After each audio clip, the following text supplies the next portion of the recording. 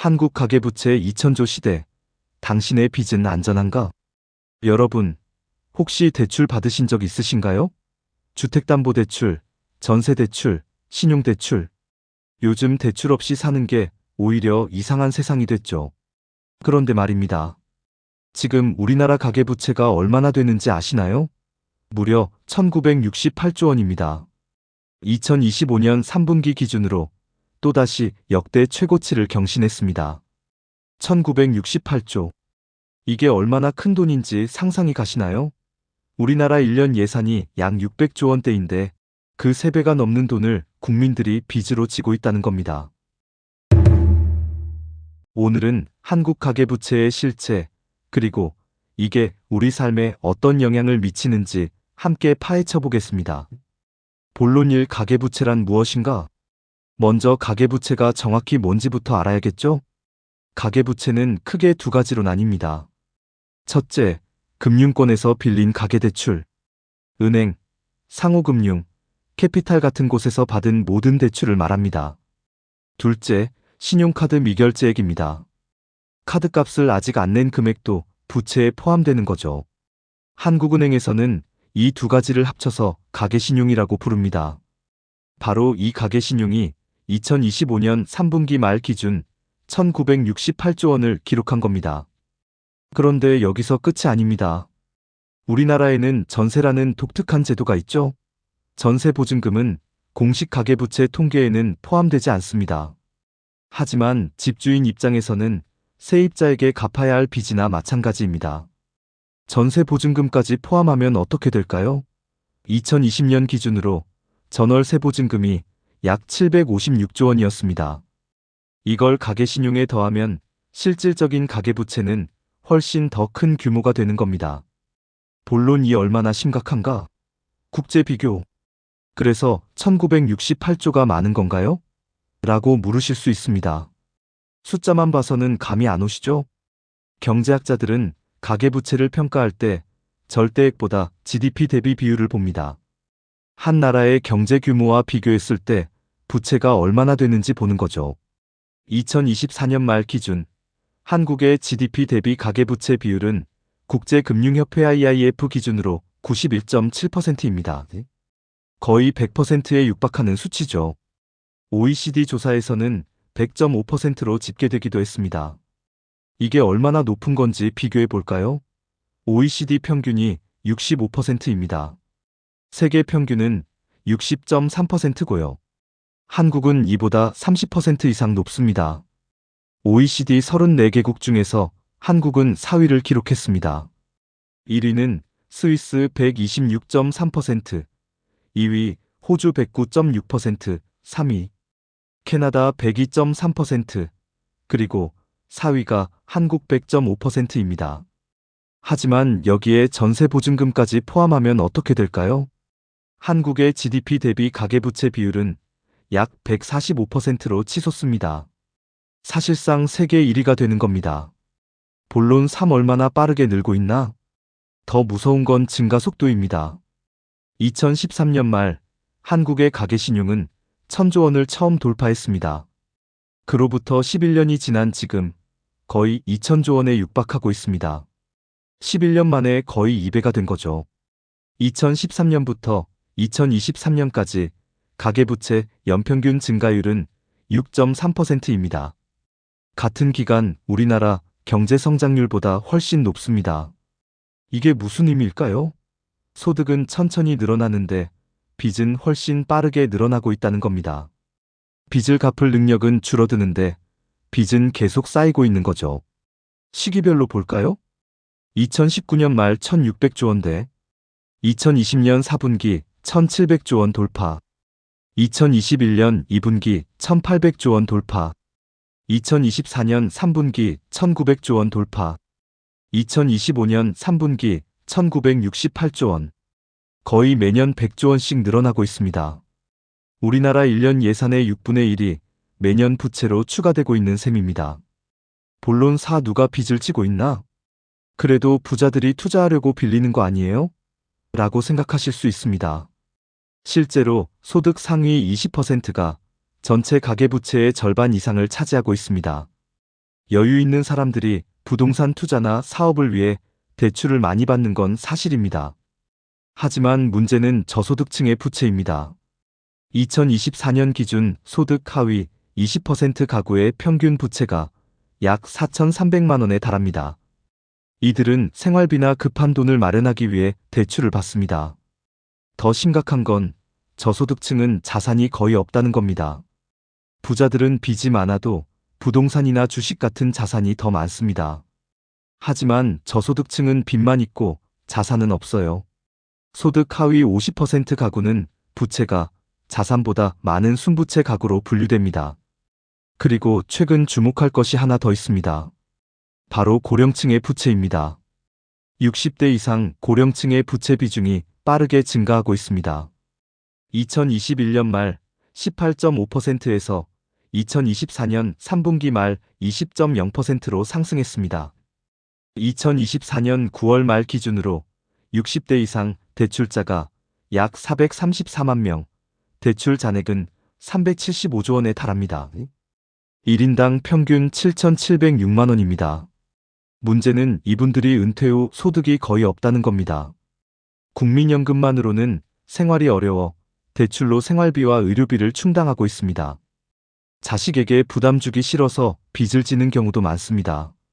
더 큰 문제는 고령층 대출의 32%가 제2금융권에서 발생한다는 점입니다.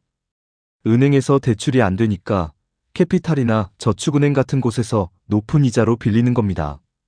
본론 5주택담보대출의 함정. 한국 가계부채의 가장 큰 특징은 주택담보대출 비중이 높다는 겁니다. 2024년 1분기 기준으로 전체 가계부채 중 주택담보대출이 57.2%를 차지합니다. 절반이 넘는 거죠. 2025년 현재 주택담보대출만 약 1,130조 원입니다. 집 사려면 대출 받는 게 당연한 거 아닌가요? 라고 생각하실 수 있습니다. 맞습니다. 문제는 대출의 구조입니다. 첫째, 한국은 변동금리 대출 비중이 높습니다. 금리가 오르면 갚아야 할 이자도 늘어납니다. 2022년부터 기준금리가 급격히 올랐죠? 그때 많은 사람들이 이자 부담 때문에 고통받았습니다. 둘째, 만기 일시상환 대출이 많습니다. 매달 이자만 내다가 만기에 원금을 한꺼번에 갚아야 하는 구조입니다. 만기가 다가오면 대출을 갱신하거나 다른 곳에서 또 빌려야 합니다. 셋째, 집값이 떨어지면 담보 가치도 함께 떨어집니다. 집값이 대출액보다 낮아지면 깡통주택이 되는 거죠. 집을 팔아도 빚을 다 못 갚는 상황이 발생합니다. 본론 육정부는 뭐하고 있나? 정부도 손 놓고 있는 건 아닙니다. 여러 대책을 내놨습니다. 2024년 6월 27일 정부는 627 가계부채 관리 방안을 발표했습니다. 핵심은 DSR 규제입니다. DSR은 총부채원리 금상환 비율의 약자로 소득 대비 연간 갚아야 할 원금과 이자의 비율을 말합니다. 예를 들어 연소득이 5천만 원인데 1년에 갚아야 할 원금과 이자가 2,500만 원이면 DSR이 50%가 되는 겁니다. 정부는 이 비율을 제한해서 과도한 대출을 막겠다는 거죠. 실제로 효과가 있었습니다. 2025년 2분기에는 가계신용이 25조 1천억 원 증가했는데 3분기에는 14조 9천억 원 증가로 증가폭이 절반 가까이 줄었습니다. 하지만 비판도 있습니다. 첫째, 신규 대출에만 규제가 적용되고 기존 대출은 그대로라는 점입니다. 이미 과도한 빚을 진 사람들은 계속 고통받고 있습니다. 둘째, 정부가 한편으로는 규제하면서 다른 한편으로는 대출을 풀기도 했습니다. 2023년에는 특례보금자리론이라는 저금리 대출 상품을 내놨습니다. 부동산 시장을 살리려는 정책이었죠. 그 결과 가계부채가 다시 증가했습니다. 전세보증금 반환을 위한 특례대출도 있었습니다. 빌라왕 사건 이후 전세 사기가 사회 문제가 되자 집주인들이 보증금을 돌려주도록 DSR 규제 없이 대출을 해준 겁니다. 한마디로 규제와 완화를 동시에 하다 보니 일관성이 떨어진다는 비판입니다. 본론 7 왜 이렇게 됐을까? 그렇다면 한국은 왜 이렇게 빚더미에 올랐을까요? 첫째, 장기간 저금리 정책입니다. 2008년 글로벌 금융위기 이후 한국은행은 경기 부양을 위해 기준금리를 낮게 유지했습니다. 돈을 빌리기 쉬워지자 사람들은 대출을 받아 집을 사거나 투자를 했습니다. 둘째, 끊임없는 부동산 부양 정책입니다. 역대 정부는 부동산 경기가 안 좋으면 대출 규제를 풀고 세금을 깎아주면서 집값을 올리려고 했습니다. 그 결과 집값은 계속 올랐고 사람들은 지금 안 사면 나중엔 더 비싸진다는 생각에 무리해서라도 대출을 받아 집을 샀습니다. 셋째, 한국의 독특한 전세제도입니다. 전세는 목돈을 빌려주고 이자 대신 집에 사는 제도죠. 전세를 얻으려면 큰 돈이 필요하니까 전세 대출을 받습니다. 집주인은 받은 전세금으로 또 다른 투자를 하거나 자기 빚을 갚습니다. 이런 식으로 부채가 순환하는 구조입니다. 넷째, 사회 안전망이 약합니다. OECD 국가 중 노인 빈곤율 1위가 한국입니다. 은퇴 후 국민연금만으로는 생활이 어려우니 대출로 버티는 겁니다. 의료비, 교육비 부담도 큽니다. 급한 돈이 필요할 때 대출밖에 방법이 없습니다. 본론 8 무엇이 문제인가? 그래도 나는 월급 꼬박꼬박 받고 대출 이자 잘 내고 있는데 뭐가 문제인가요? 개인적으로는 문제없어 보일 수 있습니다. 하지만 국가 전체로 보면 큰 위험입니다. 첫째, 소비가 줄어듭니다. 빚을 갚느라 정작 쓸 돈이 없어집니다. 소비가 줄면 기업 매출이 줄고 경제가 침체됩니다. 실제로 한국의 소비 증가율이 다른 나라에 비해 낮습니다. 둘째, 금리 인상에 취약합니다. 변동금리 대출이 많기 때문에 금리가 오르면 이자 부담이 급증합니다. 2022년에 실제로 이런 일이 있었죠. 금리가 급격히 오르자 영끌종 영혼까지 끌어모아 대출받은 사람들이 큰 어려움을 겪었습니다. 셋째, 부동산 가격 폭락에 취약합니다. 가계부채의 절반 이상이 주택담보대출입니다. 집값이 떨어지면 담보가치도 떨어지고 은행은 추가 담보를 요구하거나 대출을 회수하려 합니다. 집을 팔려는 사람이 많아지면 집값은 더 떨어지고 악순환이 시작됩니다. 넷째, 금융위기로 이어질 수 있습니다. 많은 사람들이 동시에 빚을 못 갚으면 은행이 위험해집니다. 2008년 미국 서브프라임 모기지 사태를 기억하시나요? 집값 폭락으로 사람들이 대출을 못 갚자 금융기관이 무너지고 세계 경제가 휘청거렸습니다. 한국은행 관계자도 가계부채가 한국 경제에 심각한 영향을 줄 수 있다고 경고했습니다. IMF도 가계부채 총량도 문제지만 취약계층의 부채질 악화가 중대한 위험이라고 지적했습니다. 본론 9 어떻게 해야 하나? 그렇다면 우리는 어떻게 해야 할까요? 개인 차원에서는 첫째, 무리한 대출을 피해야 합니다. 남들 다 하니까 나도라는 생각으로 감당 못할 빚을 지면 안 됩니다.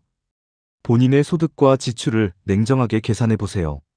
둘째, 변동금리보다는 고정금리를 선택하는 게 안전합니다. 금리가 오를 위험을 피할 수 있습니다.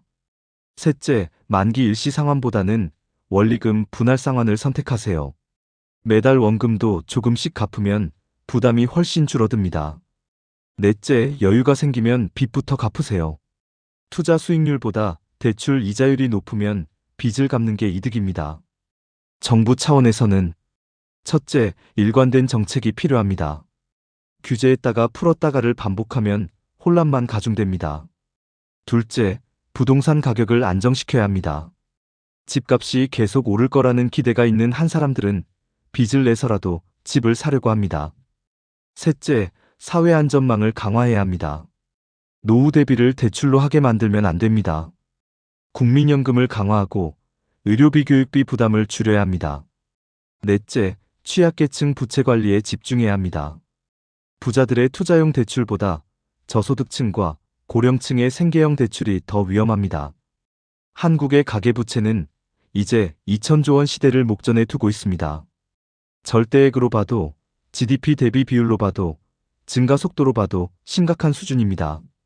전세 보증금까지 포함하면 세계 최고 수준입니다. 더 무서운 건 이게 한두 해에 쌓인 게 아니라는 겁니다. 지난 20년 동안 조금씩 쌓여온 결과입니다. 그리고 지금도 계속 쌓이고 있습니다. 정부의 규제로 증가 속도는 조금 줄었지만 여전히 늘어나고 있습니다. 근본적인 해결책은 아직 보이지 않습니다. 가계부채 문제는 개인의 파산으로 끝나지 않습니다. 국가 전체의 경제위기로 이어질 수 있습니다. 1997년 IMF 외환위기를 기억하시나요? 그때도 과도한 부채가 원인이었습니다. 지금 당장은 괜찮아 보일 수 있습니다. 하지만 언제 터질지 모르는 시한폭탄을 안고 사는 셈입니다. 내 빚은 괜찮은지, 우리 가족은 안전한지 한 번쯤 진지하게 점검해보는 시간이 필요합니다. 오늘 영상이 도움이 되셨다면 좋아요와 구독 부탁드립니다. 여러분의 의견도 댓글로 남겨주세요. 다음에도 유익한 내용으로 찾아뵙겠습니다. 감사합니다.